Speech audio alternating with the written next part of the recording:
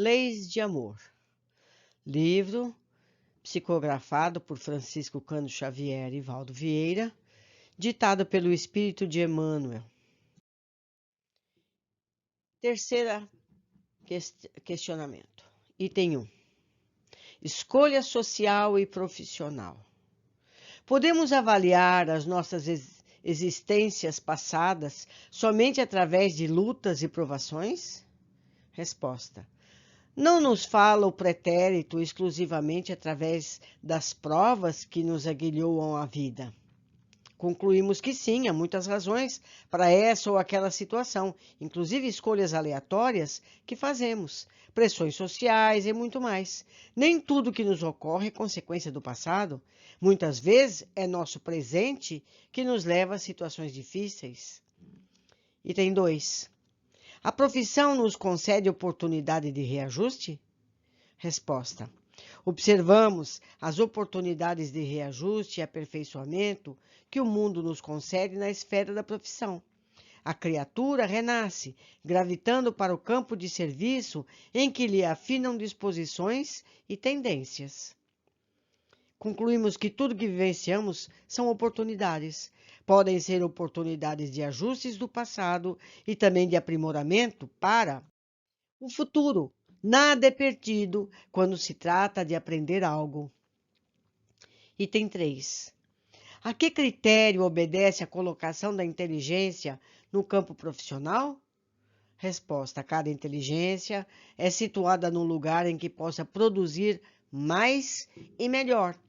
Ou seja, o nosso objetivo é ser melhor a cada dia, com os recursos físicos, mentais e sociais que dispomos.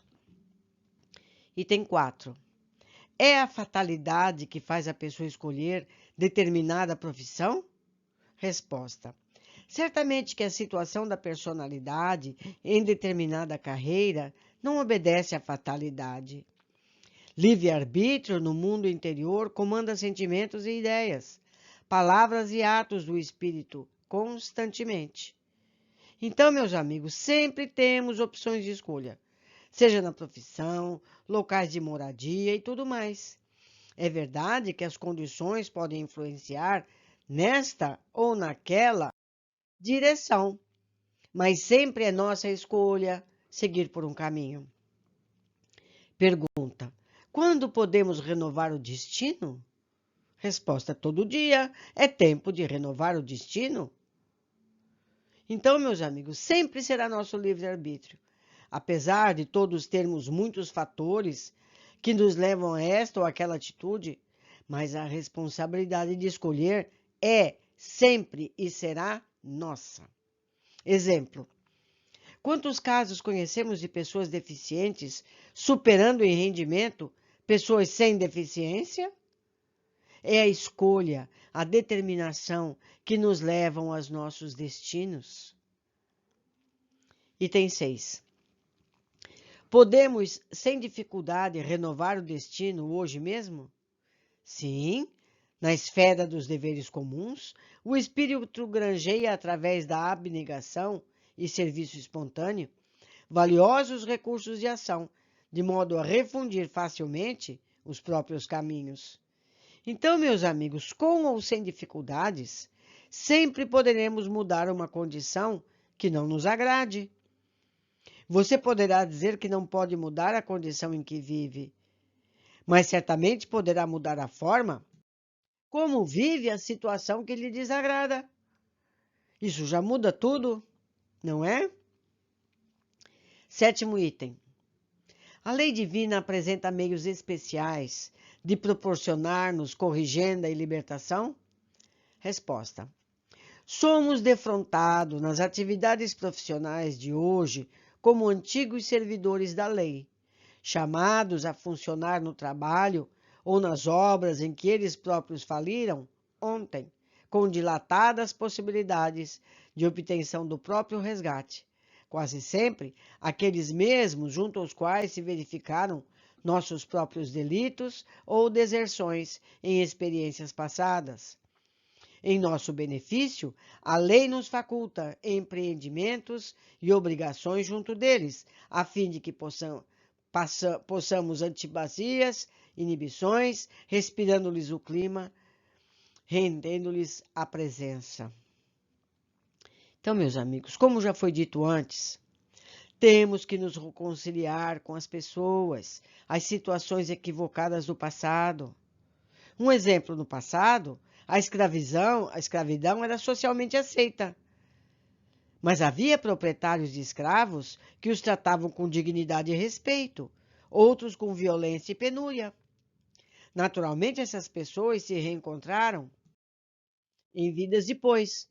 Como acha que será a relação entre essas pessoas? As que trataram com respeito terão boas relações, os que os maltrataram serão rebeldes e voluntariosos. Mas sempre teremos que regenerar a relação, sempre teremos que chegar ao ponto de fraternidade entre todos. Esse é o objetivo da criação para a evolução. Questão 8.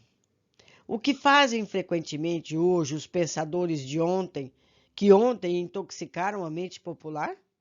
Resposta: pensadores que antigamente corrompiam a mente popular com as depravações de espírito, já em via de autoburilamento, formam agora professores laboriosos, aprendendo a ministrar disciplinas à custa do próprio exemplo.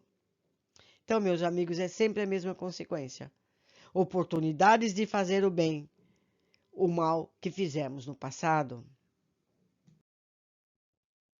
Item 9. E os antigos conquistadores militares que praticaram excessos? Resposta: tiranos que não vacilaram em forjar a miséria física e moral dos semelhantes, na exaltação dos princípios subalternos e que envilenciam, voltam depois das medidas iniciais da própria corrigenda, na condição de administradores capacitados à distribuição de valores e tarefas edificantes. Concluímos que, de modo geral, temos que repetir a oportunidade de acerto. Aquele, como militar, médico, administrador, sacerdote, agiram mal, voltam para fazer novamente a tarefa, mas com o objetivo de acertar. É como na escola, repetimos a matéria até que dominemos o conteúdo com acerto. Item 10. E os dominadores políticos que dilapidaram a confiança do povo? Resposta: políticos que dilapidaram a confiança do povo, quando já situados nas linhas do reajuste, retornam no comércio, na agricultura, com valiosa oportunidade de transpirar no auxílio àquelas mesmas comunidades que deprimiram. Então, meus amigos, sempre reajustamos o erro. Temos como objetivo acertar. Se erramos hoje, voltaremos amanhã com nova oportunidade de fazer a mesma tarefa, só que desta vez, corretamente. Item 11. E os guerreiros e soldados? Guerreiros e soldados que se valiam das armas para assegurarem imunidade aos instintos destruidores, quando internados na regeneração começante, transfiguram-se em mecânicos e operários modeladores, dignificando o metal e a madeira que eles próprios perverteram em outras épocas. Concluímos nós que, possivelmente, depois de muitas vidas, podem voltar à situação em que erraram. Há soldados das forças de paz. Eles não matam, mas resgatam, colaboram com aqueles que vivem em locais de conflitos armados, não é mesmo? Sempre podemos fazer o correto. Item 12. E os carrascos rurais? Verdugos rurais, agiotas, desnaturados, defraudadores da economia pública, mordomos do solo, convertidos em agentes no futuro, modificados ao toque do bem, volvem à posição de servidores, limitados da gleba, quando de sol a sol no pagamento das dívidas a que empenharam imprevidentes. Sempre a mesma regra de ouro: fazer ao próximo o que desejamos que nos façam. Se traímos essa lei, temos que voltar e ajustar o erro. E isso pode ser penoso. Item 13. E as mulheres que se ocuparam da maledicência e da intriga? Mulheres distintas que se ocuparam da maledicência e da intriga, prejudicando a liberdade e o progresso, após reconhecerem os próprios erros, tornaram em regime transitório o cativeiro ao recinto doméstico, aprisionadas em singelas obrigações, junto a caçarolas e tanques de lavar. Não vão ter tempo de fazer intriga, né? Desculpe o comentário, mas vamos ao meu comentário sério. A lei é a mesma para todos os casos. Se usamos mal um atributo que temos, podemos voltar sem esse atributo. Jesus nos disse em Marcos 13:8, resumindo, se teu olho é motivo de escândalo, melhor entres na vida sem o olho. Item 14. O que significa, enfim, para nós o trabalho que a terra nos dá? Refletimos na situação em que o presente nos coloca e encontraremos dentro dela os sinais do passado, e usando-a apenas em nosso favor, mas em favor daqueles que se aproximarem de nós, reconheceremos no trabalho que a vida nos oferece iluminada a porta libertadora para o grande futuro. Como nos disse Jesus, meus amigos, quem quiser ser o maior, seja o servidor de todos. Foi o exemplo que ele deu na ceia, lavando os pés dos seus discípulos. Meus amigos, Jesus nos disse tudo, nos mostrou tudo, exemplificou. Mas a maioria de nós é cega, só vê o que nos interessa. Aguardo a todos no nosso próximo capítulo.